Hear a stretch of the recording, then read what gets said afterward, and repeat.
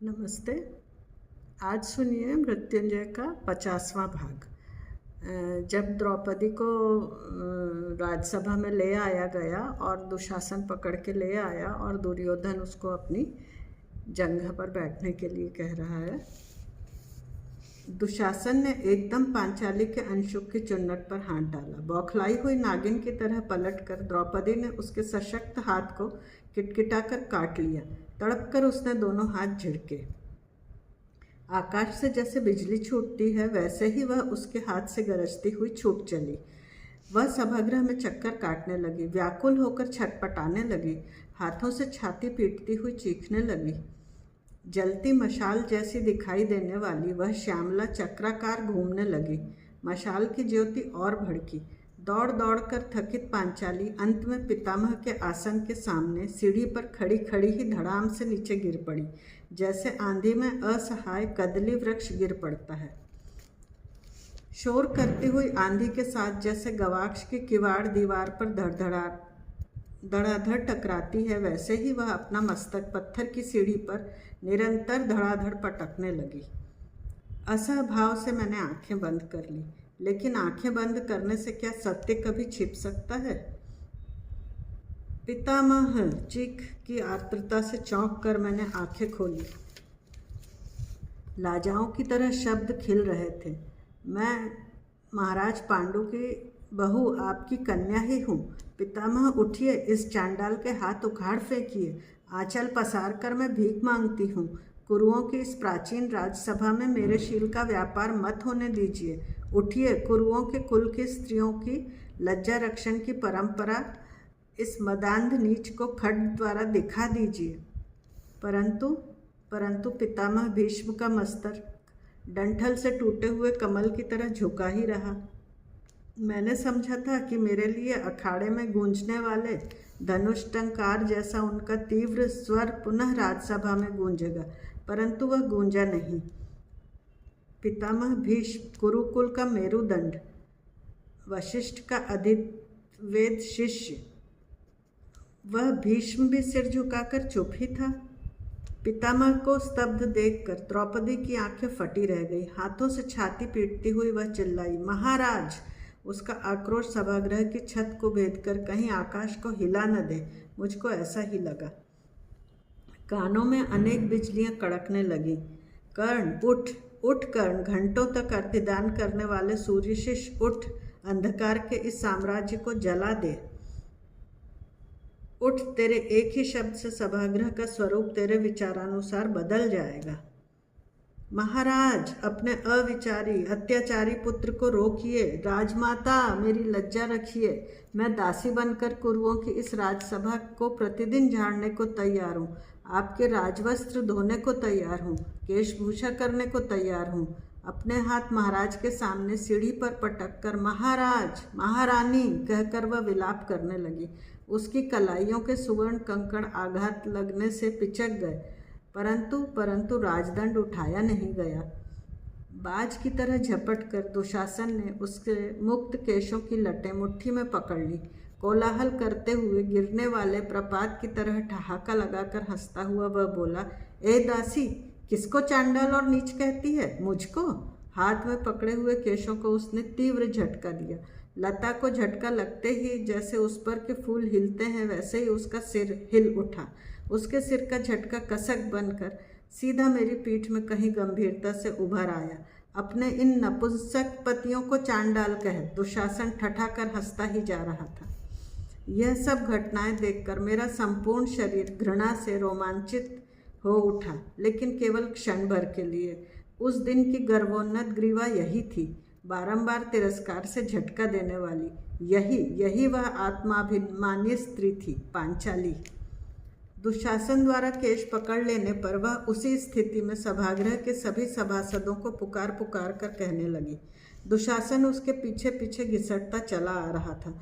वह कह रही थी, आचार्य गुरुदेव द्रोण, कृपाचार्य गुरुपुत्र अश्वत्थामन, आर्य अमात्य, आप सब चुप क्यों हैं? कोई तो उठो, अरे कोई तो उठो। उसके एक एक स्वर में हृदय विदीर्ण कर देने वाली आर्तिता थी, पर मुझ पर उसका बिल्कुल प्रभाव नहीं पड़ रहा था। क्यों पड़ता? मेरा हृदय ही लोहे जैसा कठिन हो गया था।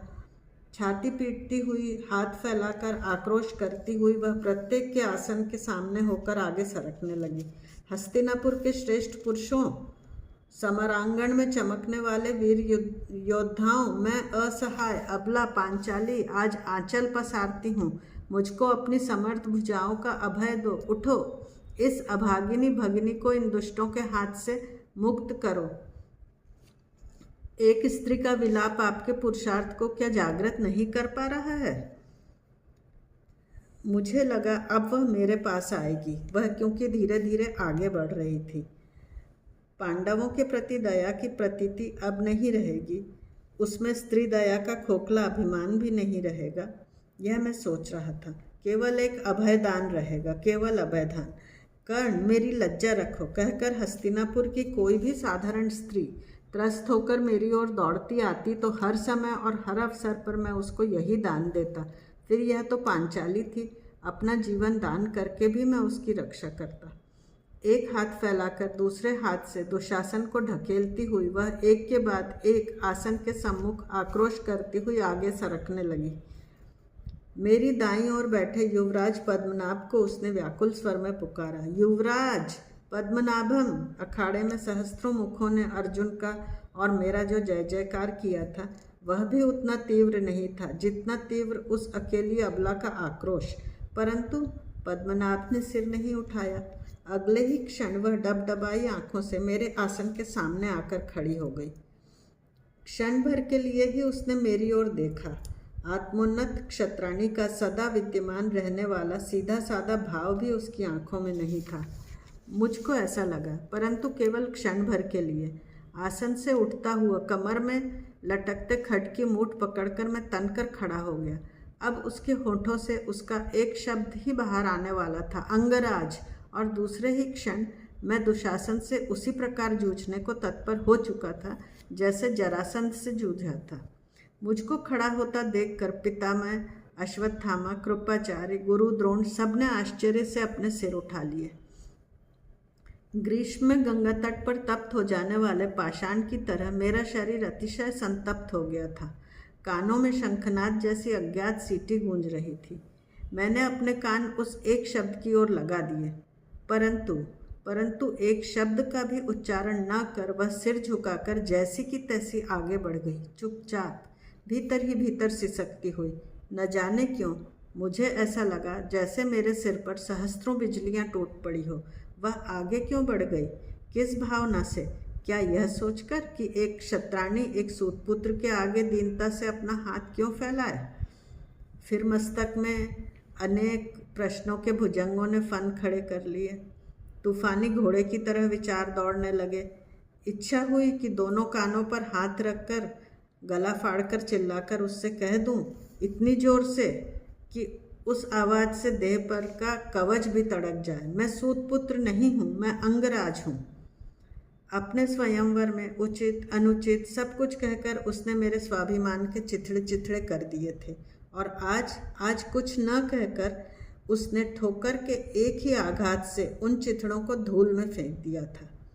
देह पर राजवस्त्र और सिर पर मुकुट से सुशोभित सभागृह में बैठा हुआ कर्ण उसको एक वृषभ की अपेक्षा अधिक कुछ और क्या बिल्कुल ही नहीं लगा। साधारण से साधारण युवराज के सामने फैलाए गए हाथ को अंगराज कर्ण के सामने फैलाने में उसका अपमान हो रहा था, या वह यही बताना चाहती थी कि प्रतिकाम में और कर्ण में कोई भेद नहीं है। ठुकराई गई, हाँफती हुई विस्त्रस्त कुंतला उस दासी को सभी आसनों के सामने से दुशासन पूरी शक्ति लगाकर सभागृह के मध्य भाग में ले आया। सभी कुरु युवराजों के लिए वह दासी थी। द्यूत ने यह निश्चित कर दिया था, परंतु मेरे लिए वह दासी से भी अधिक हीन थी। जीवन के सत्यों ने यह निश्चित कर दिया था। एक ही स्थान पर चक्कर काटती हुई, अंतिम प्रयास करती हुई, वह जो मन में आ रहा था वह कह रही थी। बताए, कोई भी बताए, जिस पति ने अपने को दांव पर लगाकर अपना जीवन दूसरे को सौंप दिया हो, उसको अपने बाद पत्नी को दांव पर लगाने का अधिकार ही क्या था?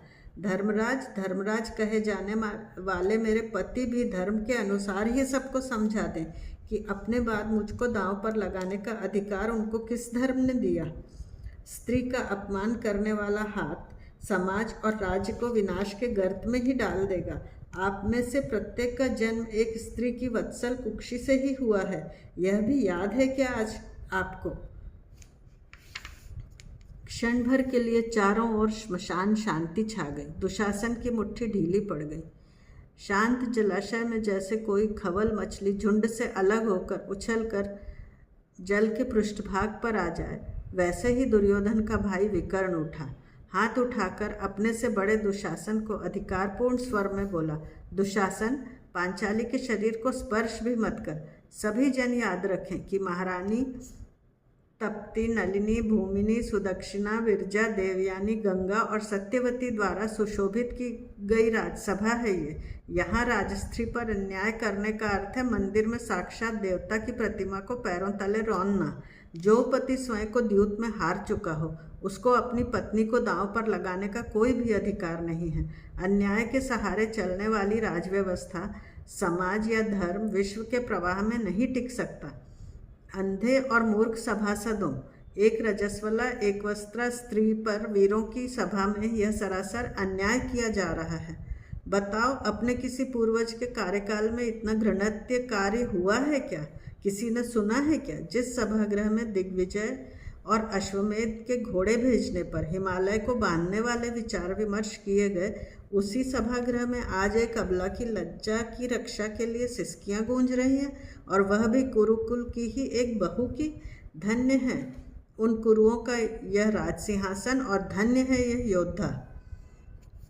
छोटा होकर भी वृद्ध कहे जाने वाले ज्येष्ठों से मैं स्पष्ट पूछता हूँ कि समरांगण में चमकने वाले उनके खड्गों में क्या आज जंग लग गई है? पितामह, महाराज, आचार्य, गुरुदेव, अमात्य, कृपाचार्य और सबको धर्म ज्ञान देने वाले तपस्वी ब्रह्मज्ञ ऋषिजन आज चुप क्यों बैठे हैं, मानो गाज गिर गई हो? मैं युवराज विकर्ण कहता हूँ कि एक पतिव्रता का क्रंदन, विलाप और सिसकियाँ लेकर बहने वाले ये धधकते आंसू गंगा की भयंकर बाढ़ का रूप धारण कर जब गरजते हुए आएंगे, तब यहाँ के जिन आसनों की अभिलाषा से तुम सब मौन धारण किए बैठे हो, उनमें से एक भी आसन अपने स्थान पर टिका न रह सकेगा। पतिव्रता पर अन्याय का अर्थ है प्रतिव्रता पर अन्याय। पतिव्रता का अपमान अर्थात पुरुषार्थ का अंत। सभा के सदस्यों को घूर कर देखता हुआ वह मृग नक्षत्र की मूसलाधार वर्षा की तरह शब्दों की धाराएं बरसाने लगा। धन्यवाद। अब यह अध्याय हम यहीं समाप्त करते हैं, शेष अगले में।